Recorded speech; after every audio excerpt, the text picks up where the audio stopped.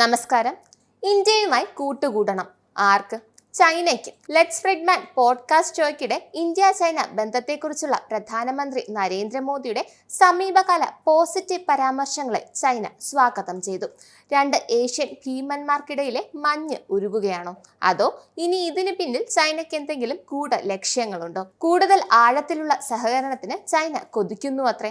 അങ്ങനെയെങ്കിൽ അത് എന്തുകൊണ്ടായിരിക്കാം? പരസ്പര പുരോഗതിക്കായി ഒരുമിച്ച് പ്രവർത്തിക്കുക എന്നതാണ് ഇരു രാജ്യങ്ങൾക്കും ശരിയായ പാതയെന്ന് ചൈനീസ് വിദേശകാര്യ മന്ത്രാലയത്തിന്റെ വക്താവ് സു ഫെങ്ഹോങ് പറഞ്ഞു. ഇതുവരെ ഇല്ലാത്ത ബോധം ചൈനയ്ക്ക് ഇപ്പോൾ എങ്ങനെ വന്നു എന്നുള്ളതാണ് മറ്റൊരു ചോദ്യം. ചൈന ഇന്ത്യ ബന്ധങ്ങളെക്കുറിച്ചുള്ള പ്രധാനമന്ത്രി മോദിയുടെ സമീപകാല നല്ല പരാമർശങ്ങൾ അഭിനന്ദനാർഹമാണ്.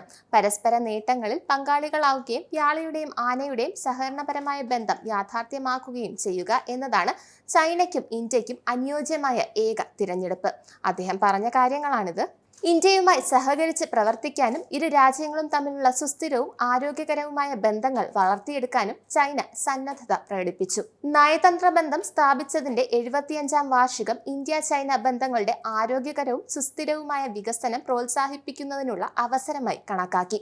നേതാക്കൾ എത്തിച്ചേർന്ന സമവായം പൂർണ്ണമായും നടപ്പിലാക്കുന്നതിനായി ഇന്ത്യയുമായി സഹകരിക്കാൻ ചൈന തയ്യാറാണെന്നും അദ്ദേഹം പറഞ്ഞു. അതെ, അതിർത്തി തർക്കങ്ങൾ നിലവിലുണ്ട്. പക്ഷേ പോഡ്കാസ്റ്റിൽ മോദി പറഞ്ഞ ചൈനക്കാർക്ക് മനസ്സിൽ കൊണ്ടുവത്രേ. അയൽക്കാർ തമ്മിലുള്ള അഭിപ്രായ വ്യത്യാസങ്ങൾ സ്വാഭാവികമാണെന്ന് അദ്ദേഹം പറയുന്നു. വ്യത്യാസങ്ങൾ സംഘർഷങ്ങളായി മാറുന്നത് തടയാൻ തുറന്ന സംഭാഷണം അനിവാര്യമാണെന്നും അദ്ദേഹം കൂട്ടിച്ചേർത്തു. 2020 മെയ് മാസത്തിലെ ഗാൽവാൻ താഴ്വരയിലുണ്ടായ സംഘർഷത്തിന് ശേഷം ഇന്ത്യയും ചൈനയും തമ്മിലുള്ള ബന്ധം വഷളായിരുന്നു. എന്നിരുന്നാലും കഴിഞ്ഞ വർഷം ഒക്ടോബറിൽ കിഴക്കൻ ലഡാക്കിലെ യഥാർത്ഥ നിയന്ത്രണ രേഖയിൽ പെട്രോളിംഗ് നടത്തുന്നതുമായി ബന്ധപ്പെട്ട് ഇരു രാജ്യങ്ങളും ഒരു പ്രധാന കരാറിലെത്തി. റഷ്യയിലെ കസാനയിൽ നടന്ന ബ്രിക്സ് ഉച്ചകോടിക്കിടെ പ്രസിഡന്റ് ഷീ ജിൻപിങ്ങുമായി പ്രധാനമന്ത്രി നരേന്ദ്രമോദി നടത്തിയ കൂടിക്കാഴ്ചയെ തുടർന്നാണ് ഈ വഴിത്തിരിവുണ്ടായത്.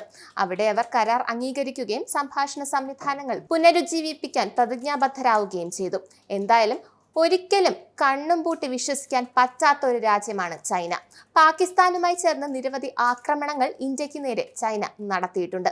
ബലൂജികളുടെ ദയനീയമായ അവസ്ഥയ്ക്ക് കാരണമായ ഇവരെ നമുക്ക് അങ്ങനെയങ്ങ് വിശ്വസിക്കാൻ കഴിയില്ല. ചതിയുടെ കഴുകൻ കണ്ണുകൾ പതിയിരിക്കുന്നുണ്ടോ എന്ന് നമുക്ക് സംശയിക്കാം. നന്ദി, നമസ്കാരം. നിങ്ങൾക്കും ആനന്ദ മീഡിയയുടെ പ്രേക്ഷകരിൽ ഒരാളാകണ്ടേ?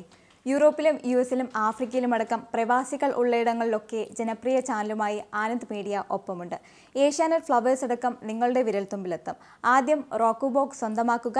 അതിൽ നിന്നും ആനന്ദ് മീഡിയ ആപ്ലിക്കേഷൻ ഡൗൺലോഡ് ചെയ്യുക, ഇൻസ്റ്റാൾ ചെയ്യുക. എന്നിട്ട് 02085866511 എന്ന നമ്പറിൽ ഞങ്ങളുടെ കസ്റ്റമർ കെയറിൽ ബന്ധപ്പെടുക. അല്ലെങ്കിൽ +91 735 660 3747 എന്ന നമ്പറിൽ വാട്സപ്പ് ചെയ്യുക. ആനന്ദ് മീഡിയയുടെ സേവനങ്ങൾ സ്വന്തമാക്കുക. മറ്റു ചാനലുകൾക്കൊപ്പം ആനന്ദ് TVയും എൻജോയ് ചെയ്യുക.